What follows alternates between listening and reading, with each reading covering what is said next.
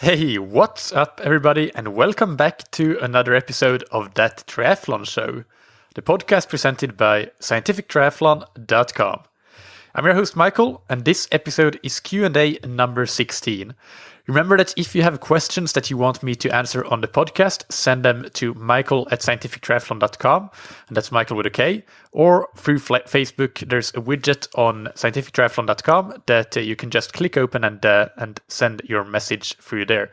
And I'll get right to me. And right now I actually have a fairly short queue of questions. So if you send in your questions right now, you have a good chance of getting them answered very, very quickly on an upcoming Q&A. Before we get into today's questions, big thanks to Retool for sponsoring the episode.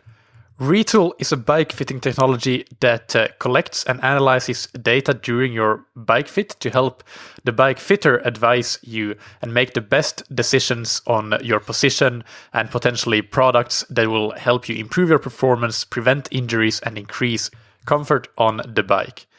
To learn more and to find your nearest Retool Experience Center and schedule an appointment, visit retool.com/TTS.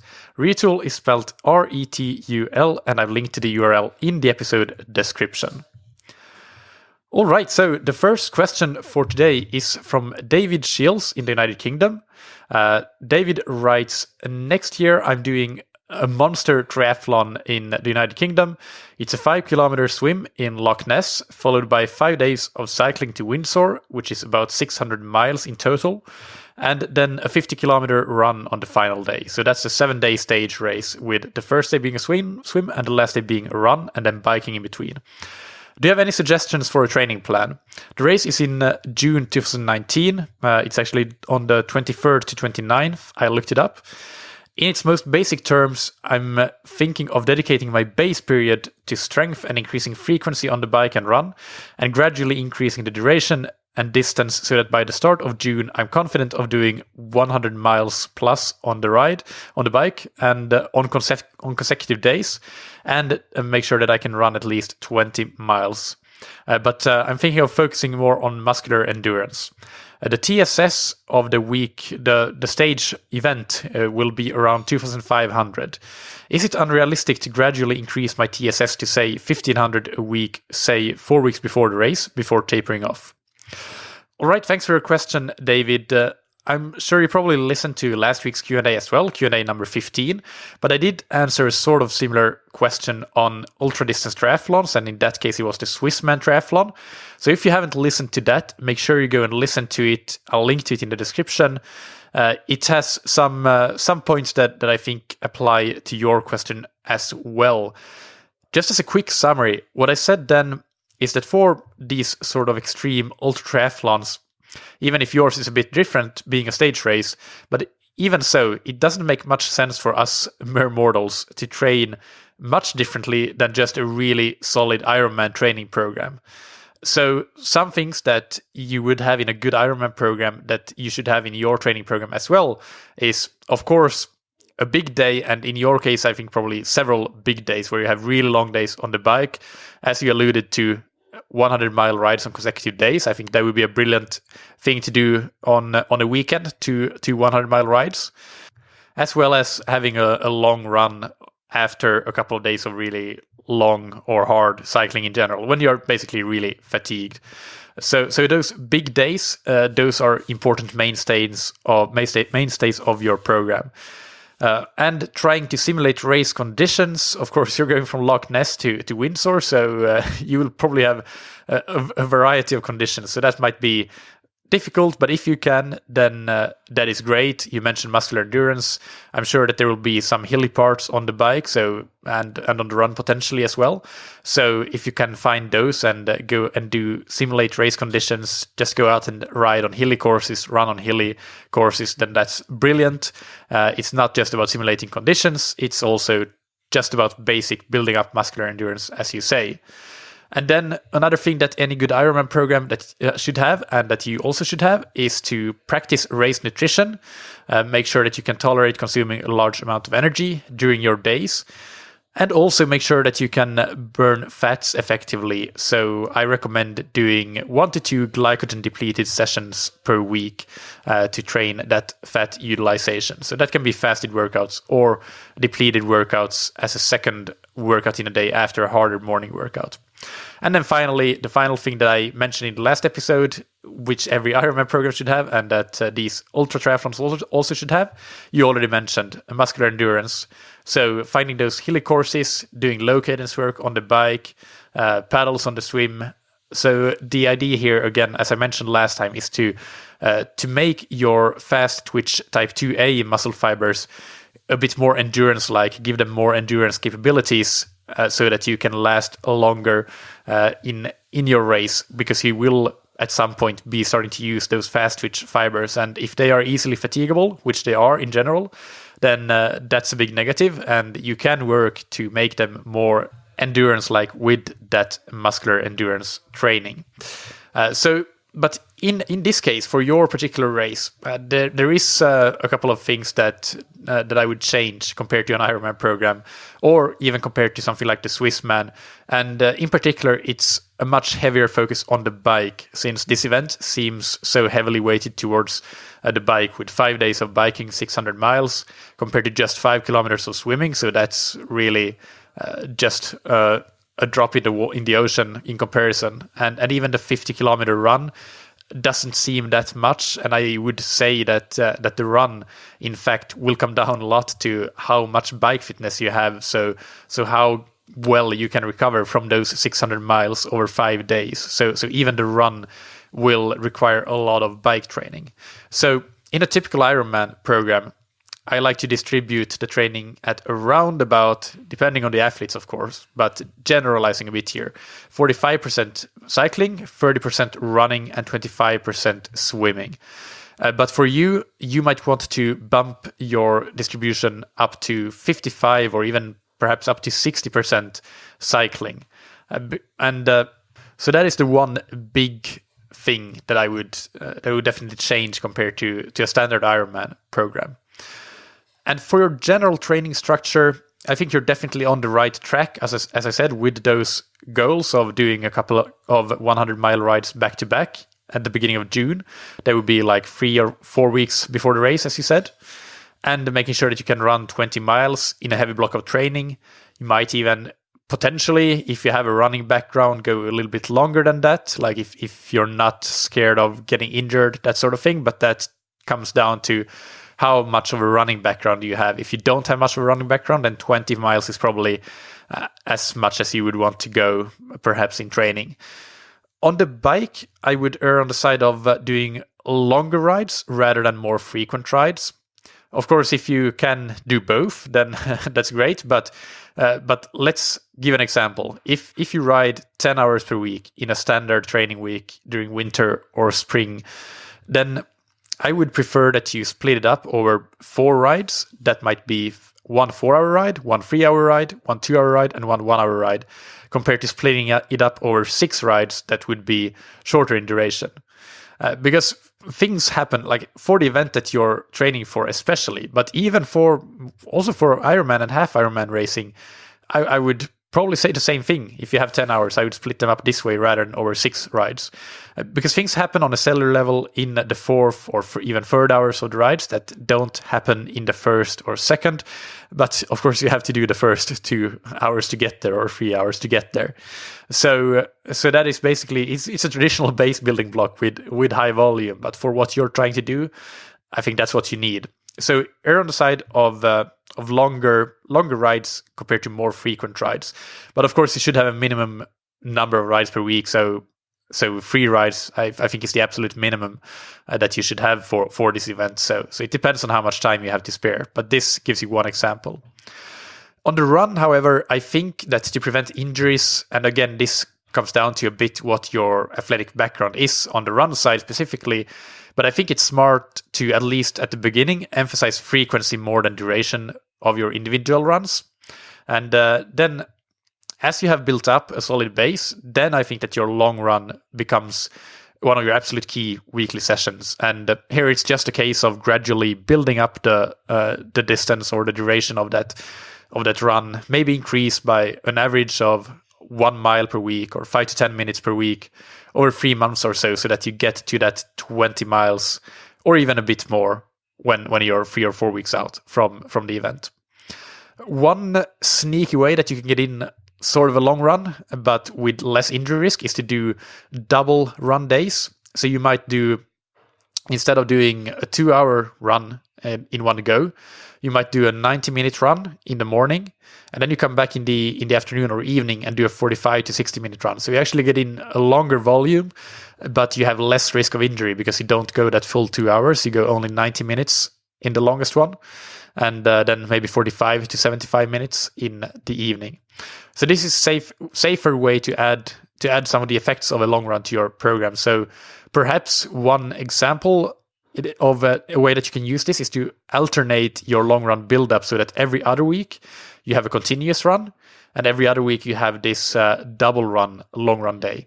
And then those weeks when you have the double run day, your total duration might actually be maybe 20 minutes or so longer than it would be on your continuous day. So you can actually start from a higher starting point there.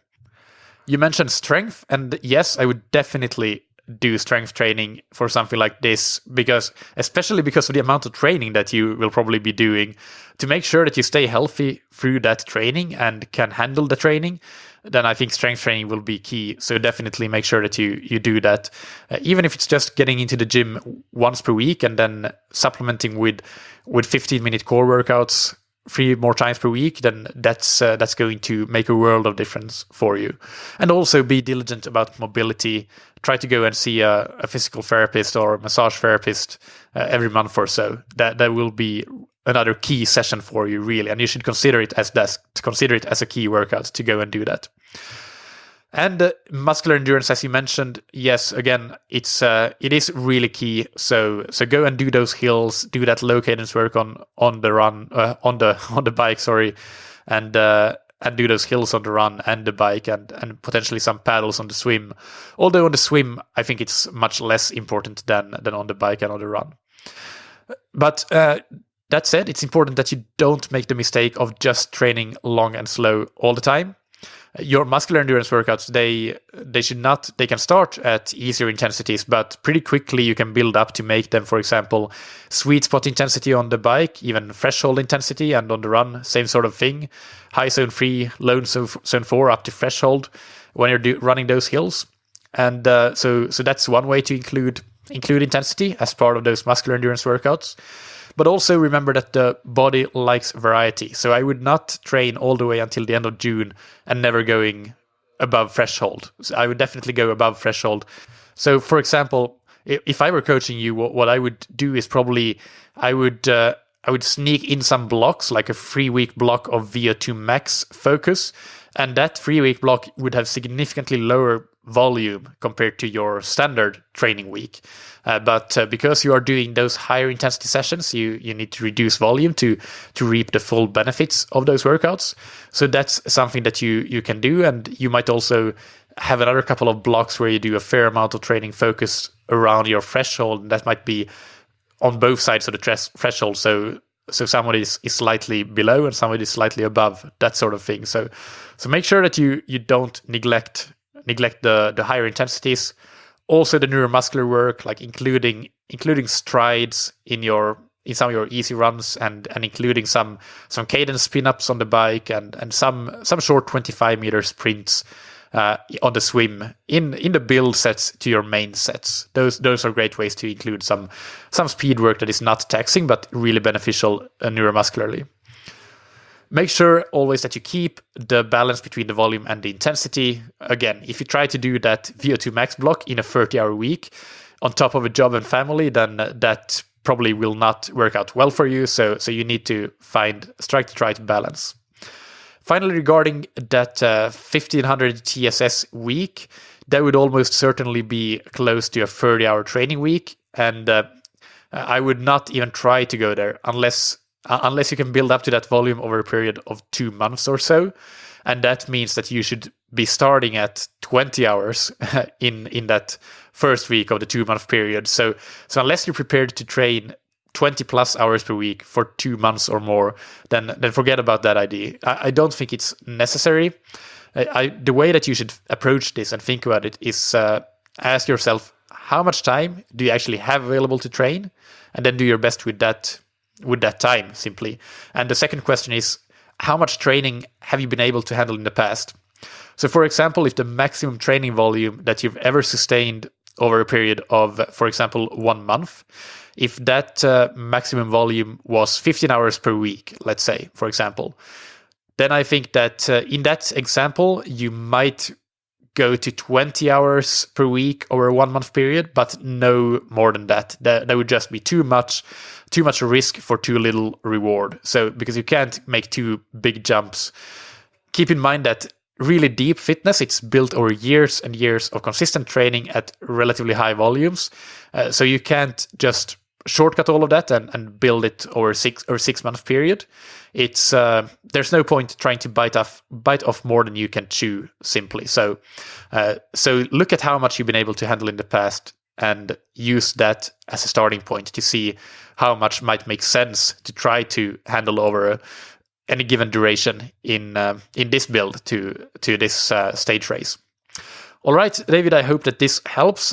Good luck with the race. It's a really exciting and interesting one. Definitely let me know how it goes, and I'll give you a shout out on the podcast after that race. Our next question is from Tomi Räsänen from Finland.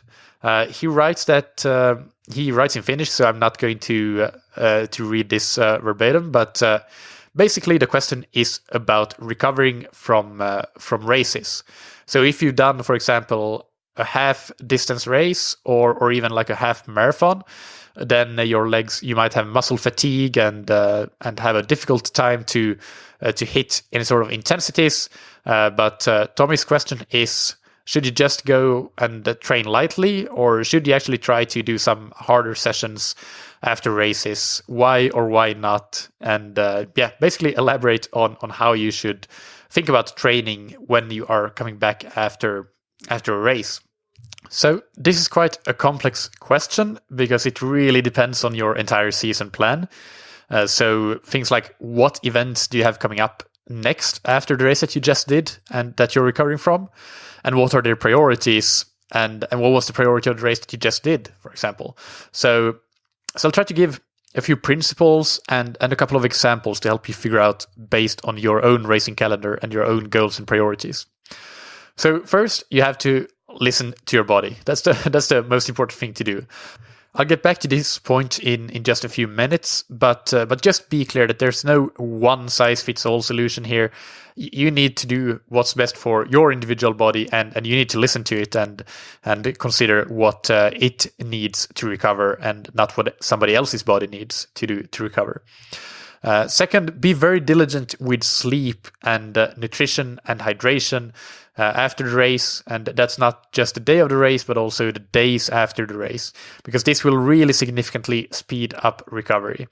If you can get a massage or two in the days after the race, then that is also a great bonus, but it is absolutely no replacement or nowhere near as important as sleep, hydration, and nutrition. Also, unless the race is your last race of the season or you have a planned mid-season break after the race, for example, if you do a late spring Ironman and then you have a 2-week break before starting to train for a second Ironman in the late fall, unless you have that sort of situation with a break after a race, then in general, it's I would recommend keeping training as early as next day. A nice relaxing swim with just a pull buoy or buoyancy shorts or something like that. That will help you get your muscles into movement, and it will help you just keep ticking over, keep up consistency, and getting in some aerobic endurance training. And definitely then for the following days, adding in easy running or biking. And this will depend on what the race you just did was, and we'll get to a few of those points here in some upcoming points that I listed out here. The next point that I have is, if your race was a longer race, so like a half or full Ironman or marathon, so half marathon or half Ironman, or full marathon or full Ironman, and you had a long training build up to it, then don't jump straight back into very high volume the next week. Then I would recommend that you do a transition week, which in a way is like a reverse taper. So you gradually increase volume, but the overall volume of the week will still be quite a bit lower than your peak weeks or even just your normal training weeks. If, on the other hand, the race was a sprint or an Olympic distance race, or maybe a 5K or a 10K on the run, and it wasn't what you were peaking for, maybe it was a B or a C race, then you can keep up your training volume right away from the following week, usually at least. You might, though, want to take 2 to 4 days after the race as no intensity days, at least on the bike and the run. But here, this is where you need to let your body be your guide. It doesn't really matter how much you want to get back quickly into hard, high-intensity training, because if your body is not ready to train hard, it isn't ready to absorb training, then it makes no sense. You're only going to dig yourself into a hole. You're not going to benefit from that training, and you will only put yourself at risk from getting into a state of more chronic fatigue. So definitely listen to your body. It will tell you if you are ready to train hard or not. You will feel it in your muscles. You will feel some deep muscle fatigue if you're not ready to train hard. And let's say, for example, you go out and try to do some threshold intervals on the bike or the run. Then either you maybe can't even hit that intensity at all for a certain number of days after, for example, a half Ironman or half marathon. And at least not, you maybe plan to do something like 4 times 8 minutes, but you notice after the first minute that you can't go on any longer. So then that's a clear sign that your body is not ready to train hard. And you just have to accept that. There's nothing wrong with that. You just need to let it recover a bit more. In addition to the muscle fatigue that you will feel in training and even outside of training, a great additional tool to monitor your overall recovery from the race is HRV, heart rate variability. We've talked about that in several episodes in the past, and it's not the be-all, end-all, but it does add a very valuable dimension of information to guide your decision-making process for if you're ready to get back into training. And as you know, I love the HRV for Training app for monitoring HRV. I interviewed the founder, Marco Altini, back in episode something that I'll link to in the episode description. So check that out and download the app if you aren't already using it. I can't recommend it enough. And I am also an HRV for Training ambassador, as I mentioned in the last couple of episodes for 2019. Then the next point that I have on my list is that especially after events that include long run distances, like either half or full Ironmans or just pure half or full marathons, the risk of injury is significantly increased for some time after the race. So trying to get back to intense training too soon is not worth that risk. And especially like this risk of injury and also overtraining, it is exponentially more difficult, and you should be exponentially more careful after the full version, so after a full Ironman or a full marathon compared to a half Ironman or a half marathon. For most athletes, at least if you have a couple of years of experience under your belt. Most athletes can handle the half distances pretty well, and it doesn't take too much out of them at the end of the day compared to the full versions. But the full versions, you need to be really, really careful with them. And it takes time to recover from them. So you need to give your body that time. But anyway, what I'm getting sidetracked here a little bit. The risk of injury after races where you have a long run segment is significantly increased for some time. How long is it increased for? Well, it's individual, so there's no clear-cut answer. But if you do have the luxury on time, then you should definitely err on the side of caution after these events. And you can still get back to running, I think, fairly quickly and build up your volume again, but definitely limit your run intensity. So, for example, a generic piece of advice would be that after a half marathon or a half Ironman, perhaps the week after the race, you don't do much or any intense run training. So these are a lot of points in some order, but not some of the points were not in any particular order. The main thing is to listen to your body and also be diligent with sleep, nutrition, and hydration. If you do those two things, then you can't go much wrong. But you might not be able to follow a clear plan. You might need to play it by ear. But to finish up, let me give you a couple of examples on how you need to look at this in the context of the other races that you're doing.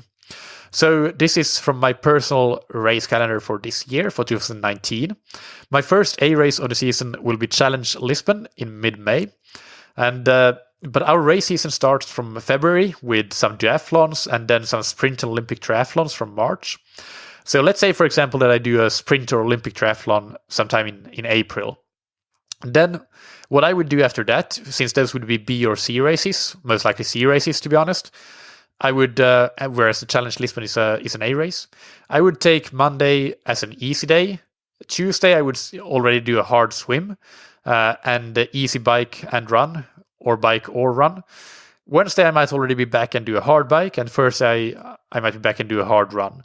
So I would only take 2 easy days or 2 days with no hard biking and running, but only 1 easy day because I would already do a hard swim on the Tuesday. The overall volume of that week after the race will be just a normal training week. So I will do a lot of volume, no real reduction in volume. It would perhaps be a little bit shifted with a little bit less training the first couple of days after the race, but not much so really, because I know I can do a lot of easy training and it won't really make a big difference. So yeah, same volume, but the proportion of easy training will be higher than normal compared to high intensity training. Although I will be back and do high intensity training midweek and the end of the week. So in a way, I'm just looking at the sprint or Olympic distance race as a very hard workout that's part of the training program, and as it is a workout, essentially, it doesn't really affect the rest of my program significantly. So that is in theory. In reality, if my body after the race tells me that I'm not ready to train hard, even though I have a hard workout scheduled, of course I'll listen to the body and reschedule or like skip that hard workout, do something just easy instead. So the second example is after Challenge Lisbon, it's a half distance race and it's one of my A races for this season. And after that, I have about 7 weeks until my next A race, which will be a non-draft Olympic distance race. I will by that time have had a long and hard build-up to the challenge race, and then a very hard race, of course. Let's hope it's not too long. I don't want that. But there will definitely be a time when it's appropriate to have a week of significantly lower volume and very minimal intensity. And that is even though I will also have had a 1 week taper leading into the race. So that essentially means that I will have had 2 weeks of low volume training, low intensity training, although I had that long, hard race. No, sorry, not long race, but hard race in the middle of it. But at that point, I know that my body will need it and it will benefit from it in the long run. That will put me in a great place to then do one more really solid block of hard training before the next A race. So it's really important that I don't get greedy and try to get back too soon, because then the only thing that will do is that it will make the rest of the block before the next A race, it will make it of lower quality compared to if I actually take the time, I am patient, and take that week as a low volume, low intensity week. So there you go. Those are some things to consider and some examples to help you decide. At the end of the day, you'll need to learn for you how your body works and what it needs, and then put that into context of your season planning and your race priorities and your race goals. But I hope that this was helpful. So that's it for the questions for this week. I'll link in the show notes to Q&A number 15, which had that information on the Swissman Triathlon, which I mentioned in the first question. And I'll also link to Marco Altini's interview on the show about HRV for training. Also, if you're new to the show, make sure that you subscribe so that you don't miss any episodes as they are released. And if you have been a listener for a long time, it would mean the world to me if you could go and rate and review the podcast on iTunes or Apple Podcasts or wherever you get your podcast.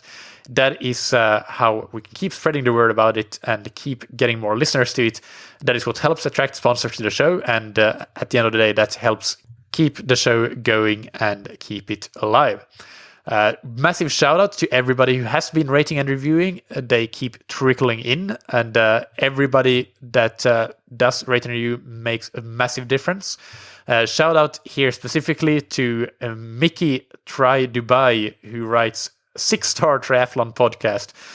Superb, practical, technical content delivered concisely and specifically to promote the individual's improvement through understanding and application of relevant information.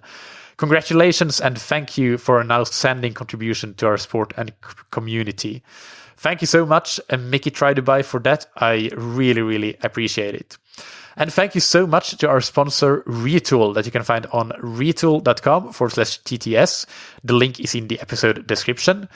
On that page, you can find your nearest authorized Retool center and schedule an appointment to get comfort, performance, aerodynamics, and injury prevention by way of an exceptional bike fit. Thank you, as always, for listening. Keep training smart and keep loving triathlon.